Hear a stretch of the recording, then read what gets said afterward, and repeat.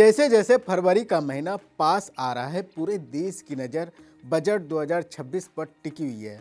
हर साल की तरह इस बार भी आम आदमी के मन में सबसे बड़ा सवाल यही है कि क्या महंगाई से राहत मिलेगी और क्या रसोई का खर्च कुछ कम होगा। इसी चर्चा के बीच एक शब्द बार बार सुनाई दे रहा है, वह है थोलीनॉमिक्स। थोलीनॉमिक्स को अगर बहुत आसान भाषा में समझे तो इसका मतलब है एक आम इंसान की थाली का हिसाब किताब, यानी रोज की एक थाली खाने में कितना खर्च आ रहा है और उसकी कमाई का कितना हिस्सा सिर्फ भोजन पर जा रहा है। सरकार इसी के जरिए यह समझने की कोशिश करती है कि आम आदमी के लिए पेट भर खाना सस्ता हुआ है या महंगा। थोलीनॉमिक्स शब्द पहली बार इकोनॉमिक सर्वे 2019-20 में सामने आया था। उस वक्त सरकार ने कहा था कि अर्थव्यवस्था को सिर्फ बड़े बड़े आंकड़ों और ग्राफ में नहीं समझा जा सकता, बल्कि इसे आम लोगों की रोज़मर्रा की ज़िंदगी से जोड़ना जरूरी है। इसलिए थाली को आधार बनाया गया, क्योंकि हर इंसान की सबसे पहली ज़रूरत खाने की होती है। इसमें यह देखा जाता है कि एक मजदूर या सामान्य व्यक्ति अपनी रोज़ की कमाई में से कितना पैसा सिर्फ खाने पर खर्च कर रहा है। अगर थाली सस्ती होती है तो इसका मतलब है कि उसके पास बजट के लिए ज़्यादा पैसा बच रहा है।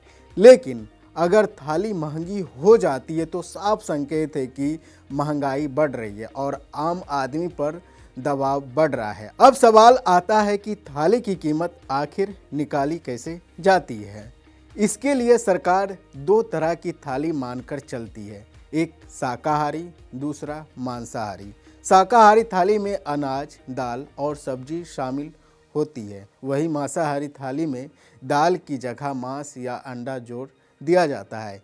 इसके साथ ही तेल, मसाले और खाना बनाने में इस्तेमाल होने वाले ईंधन की कीमत को भी जोड़ा जाता है। सरकार देश के अलग अलग राज्यों और शहरों से इन चीज़ों के दाम इकट्ठा करती है।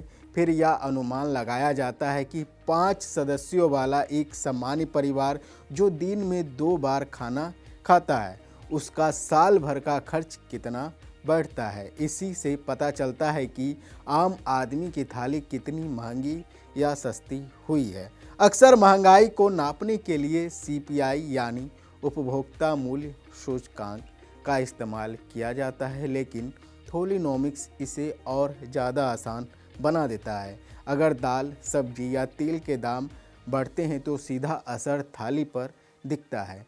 इससे तुरंत समझ में आ जाता है कि गरीब और मध्यम वर्ग की रसोई पर कितना असर पड़ा है। बता दें कि थोलीनॉमिक्स के जरिए यह भी परखा जाता है कि सरकार की योजनाएं जैसे मुफ्त राशन या PM किसान सही में लोगों का खर्च कम कर पा रही है या नहीं। अगर थाली की लागत घटती है तो माना जाता है कि ये योजनाएं ज़मीन पर असर दिख रही है। अब आइए जानते हैं बजट 2026 में थोलीनॉमिक्स का अहम रोल क्या रहेगा। बता दें कि बजट 2026 में थोलीनॉमिक्स की भूमिका इसलिए भी अहम हो जाती है क्योंकि दुनिया भर में अनिश्चितता बनी हुई है और सप्लाई चेन की दिक्कतों का असर खाने पीने की चीज़ों पर पड़ रहा है। सरकार का फोकस यही है कि विकसित भारत के लक्ष्य को पाने के लिए सबसे पहले आम आदमी की थाली को सुरक्षित और सस्ता बनाया जाए। जब वित्त मंत्री निर्मला सीतारमण बजट पेश करेगी तो उनका ध्यान इस बात पर होगा कि कैसे गरीब और मध्यम वर्ग की खरीदने की ताकत बढ़ाई जाए। थोलीनॉमिक्स के आंकड़े ही यह तय करेंगे कि आने वाले समय में आपकी रसोई का बजट हल्का होगा या फिर खर्च संभाल कर चलना पड़ेगा।